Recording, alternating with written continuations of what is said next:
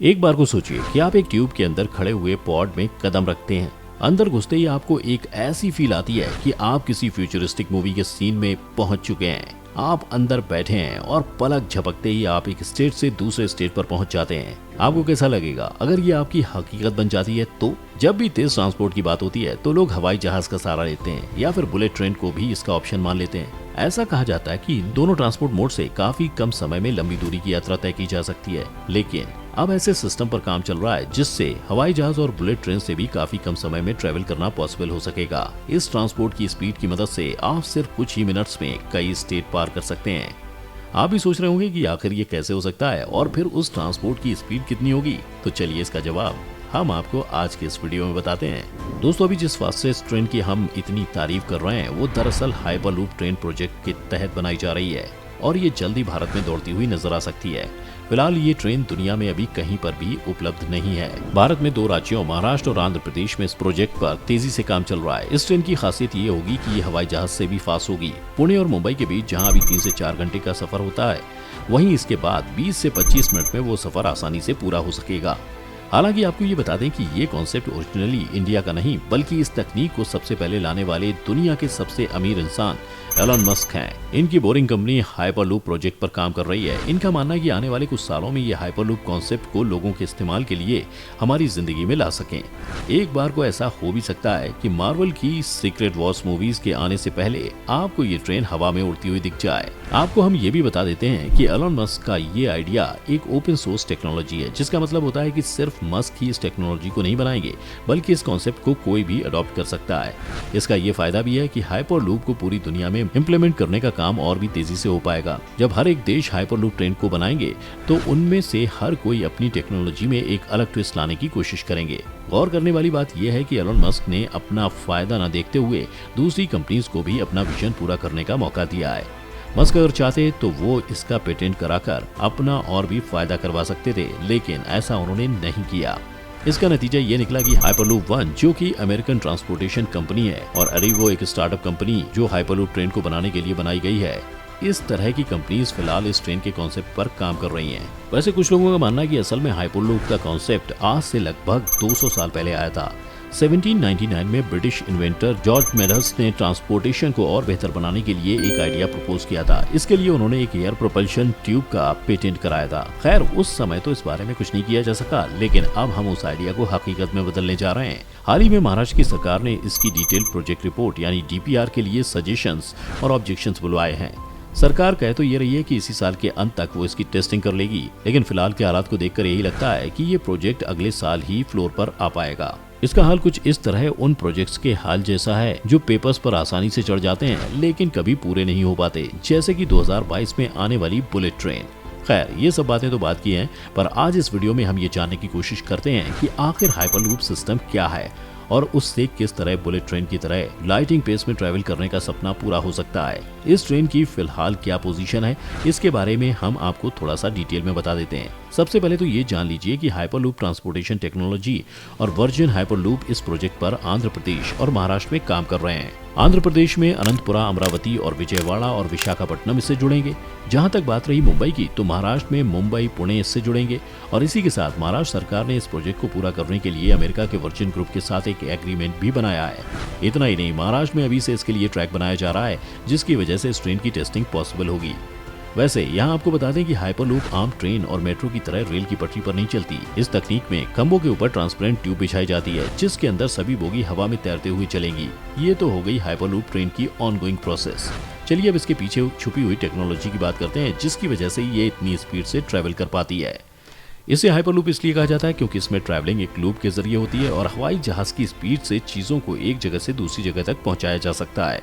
इस ट्रेन की टेक्नोलॉजी एक खास तरह की तकनीक है जो दिखने में ट्रेन की तरह है, लेकिन ट्रेन से काफी अलग है।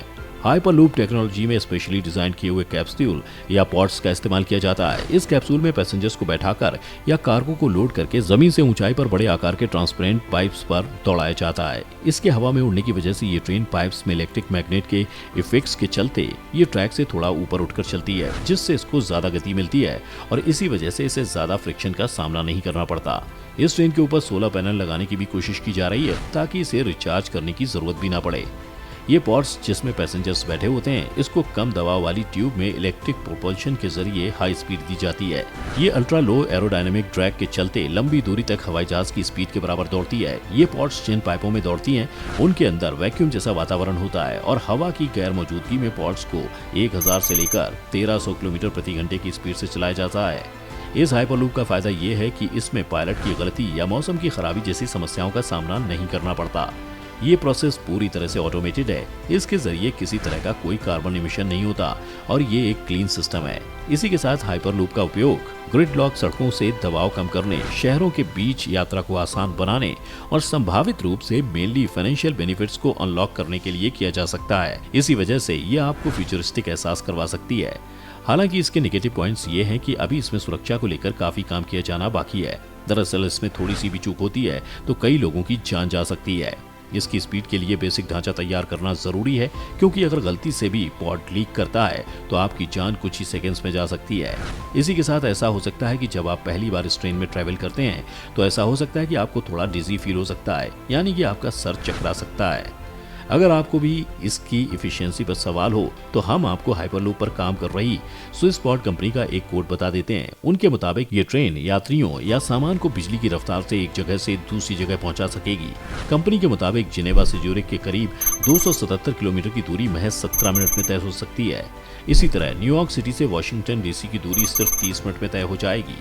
कंपनी का ये भी कहना है कि अगले 9 महीनों में मिनी टेस्ट साइट पर काम करके हमें ये पता चल जाएगा कि तकनीक को कैसे इस्तेमाल करना है। इतना सब सुनने के बाद आपके मन में ये सवाल जरूर आया होगा कि कहीं इसमें ट्रैवल करने का सुख सिर्फ अमीर लोगों के पास तो नहीं होगा। तो आपकी समस्या को हम अभी दूर कर देते हैं। जहाँ तक बात हो रही है इसमें सफर करने के किराए की, तो इसमें आपको किराया साधारण ट्रेनों के मुकाबले थोड़ा ज्यादा देना पड़ेगा। ऐसा माना जाता है कि इसका किराया हवाई सफर के बराबर भी हो सकता है, जिसकी वजह से एक आम इंसान भी इसमें आसानी से ट्रैवल कर पाएगा। अभी तक हमने आपको जो प्रोजेक्ट इस वीडियो की शुरुआत में बताए थे, उसके अलावा भारत में ही एक तीसरा प्रोजेक्ट बिना किसी की नजरों में आए धीरे धीरे प्रोग्रेस कर रहा है। इस साल मार्च में IIT मद्रास ने कॉन्टेक्टलेस पैड प्रोटोटाइप के विकास के लिए रेल मंत्रालय से संपर्क किया था।